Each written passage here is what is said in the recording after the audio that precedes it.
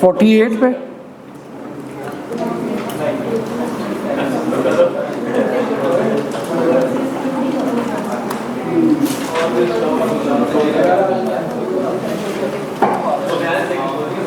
अच्छा जी, ग्रेचुटी के बारे में आपको पता है क्या है? बड़ा इंटरेस्टिंग बेनिफिट है ये ग्रेचुटी। बड़ा मजा आता है जब आप इसे वेल करते हैं। नौकरी चली जाती है, वेल क्या करते हैं? नहीं, वो जरूरी तो नहीं है नौकरी चली जाए, आप नौकरी शिफ्ट भी करें तब भी मिलती है। एक ही मतलब हुआ यार कैसे शिफ्ट करें तो खुशी खुशी से जाएंगे ना अगली जगह पे। क्या हुआ है? नहीं, ब्रांच नहीं, मतलब शिफ्ट मतलब आप किसी एक कंपनी से दूसरी कंपनी में चले गए, पहली कंपनी को छोड़ दिया, टर्मिनेट हो गया आपका एम्प्लॉयमेंट और अगली कंपनी में चले गए। अच्छा जी, ग्रेचुटी होती क्या है?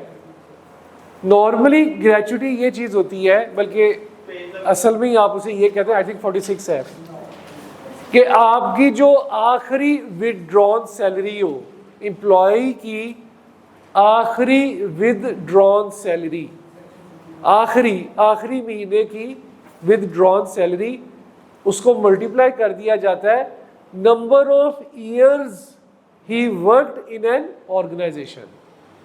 मिसाल के तौर पे एक बंदे ने 2 लाख रुपया लिया अपनी आखिरी सैलरी, ठीक है, वो फिर उसके बाद किसी और कंपनी में मूव कर गया, और जिस कंपनी से उसने रिजाइन किया या टर्मिनेट हुई उसकी एम्प्लॉयमेंट, उसमें उसने 10 साल लगाए थे, तो 2 लाख मल्टीप्लाई बाय 10, तो ये क्या होती है? ग्रेचुटी। सही है। तो ये इसको एक लमसम अमाउंट आपको इकट्ठी मिलती है at the termination of employment. जब एम्प्लॉयमेंट का टर्म्स खत्म होता है तो उस टाइम पे ये वाली अमाउंट उसको मिलती है। अब ग्रेचुटी की मुख्तलिफ टाइप्स हैं। ग्रेचुटी जो है, अगर वो गवर्नमेंट एम्प्लॉय को मिले और अगर वो नॉन गवर्नमेंट एम्प्लॉय को मिले, ठीक है, या वो गवर्नमेंट एम्प्लॉय को मिले या नॉन गवर्नमेंट, ये तो समझ लगी ग्रेचुटी होती क्या है। बस करो यार, बस करो, ये तो समझ लगी कि ग्रेचुटी क्या होती है। अब ग्रेचुटी अगर गवर्नमेंट एम्प्लॉय को मिल रही है तो ये सिंपल सीधा सा रूल है कि इट इज एग्जेम्प्ट। कितने मौजे हैं गवर्नमेंट एम्प्लॉय की हैं, ऐसी तो नहीं लोग कहते गवर्नमेंट की जॉब को एंड पे मिलने वाले बेनिफिट्स भी एग्जेम्प्ट हैं, और काम तो वैसे ही नहीं करना ना, काम तो करना ही नहीं ना हम लोगों ने। अगर आप में से किसी का कोई है कोई बहुत करीबी रिलेशन वाले गवर्नमेंट में, तो आई एम सॉरी, लेकिन जो इला माशाल्लाह कुछ लोग करते भी हैं, कुछ लोग करते भी हैं है? नहीं, कुछ लोग करते भी हैं, ऐसा नहीं है। कुछ अच्छे लोगों की वजह से ही थोड़ी बहुत चल रही है, लेकिन मेजॉरिटी गवर्नमेंट एम्प्लॉय कहते जी मुंडे ने गवर्नमेंट की नौकरी लवा दो। क्यों लवा दो? इतने बेनिफिट है, और कुछ चक्कर ही कोई नहीं है, जाएंगे सुबह आराम से तसल्ली से।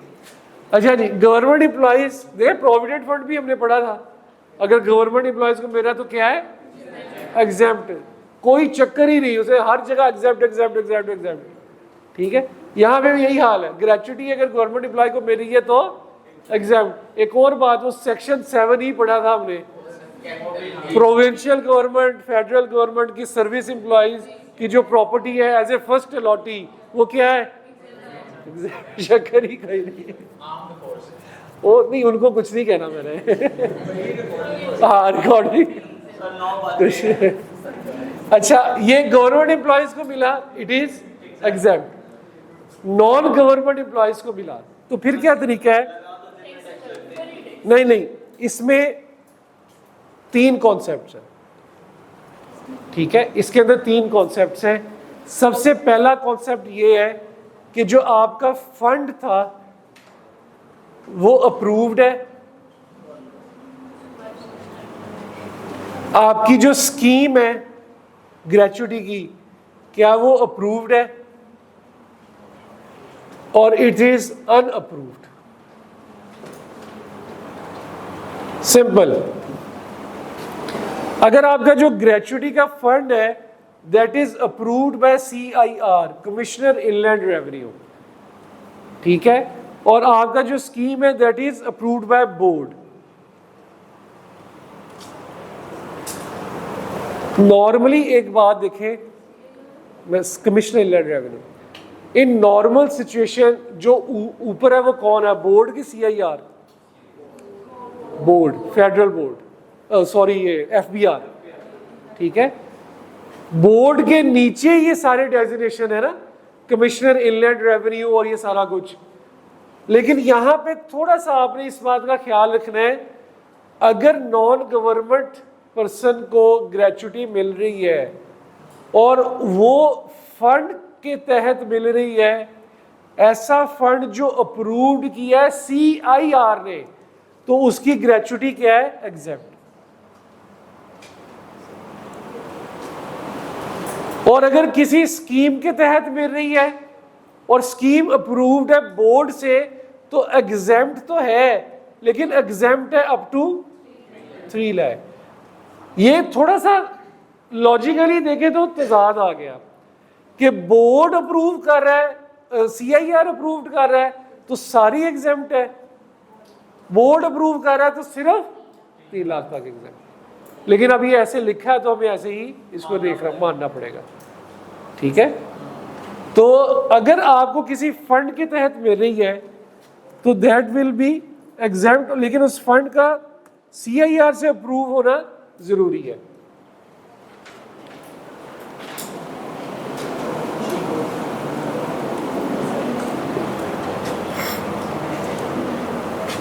ज्यादातर में ये केस चलता है, मेजॉरिटी ऑफ द सिचुएशन में, मेजॉरिटी ऑफ द सिचुएशन में ये वाला केस चलता है।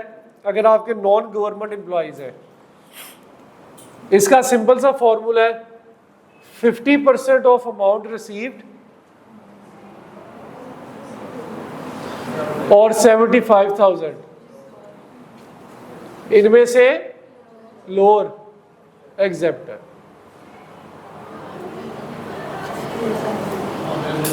ठीक है। 50% ऑफ अमाउंट में रिसीव्ड और 75,000 विच एवर सी लोअर, वो एग्जेम्प्ट है। ऊपर वाली मिलने वाली टैक्सेबल। इसकी एक एग्जांपल छोटी सी, मैंने अभी आपको क्या बताया था, 2 लाख उसकी सैलरी है और 10 साल काम किया, तो उसे कितने पैसे मिल गए, 20 लाख मिल गया। यहां पे सुनिएगा जरा, उसको कितना मिल गया, 20 लाख।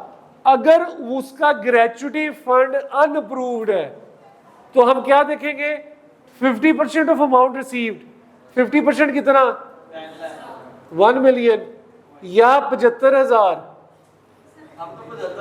इन दोनों में से जो लोअर है वो क्या होगा, एग्जेम्प्ट। यानी कि 20 लाख में से कितने पे टैक्स नहीं है, 70,000, और बाकी 19,25,000 पे टैक्स हो जाए।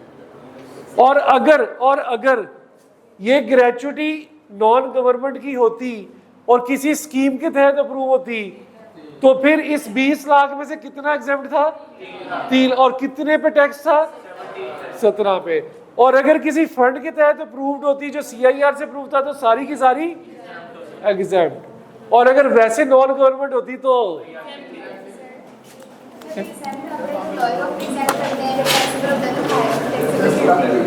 हाँ, ये गुड पॉइंट, वेरी गुड, ऐसे ही है। अभी तो ये बजट आना है तो इसमें देखिएगा क्या होता है। सैलरीड क्लास को तो बहुत टैक्स लगता है, ठीक है। हाँ, सैलरीड